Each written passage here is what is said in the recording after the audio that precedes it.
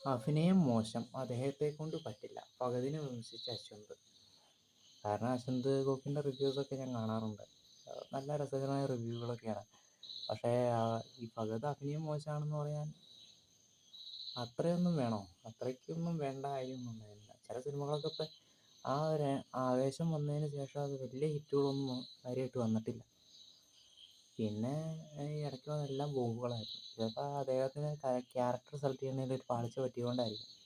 പിന്നെ അദ്ദേഹത്തിന് ഒതുങ്ങുന്ന വേഷങ്ങൾ കിട്ടാത്തതുകൊണ്ടായിരിക്കാം. പക്ഷെ ഒരിക്കലും അഭിനയം മോശമാണെന്ന് ഒരിക്കലും പറയും നല്ല.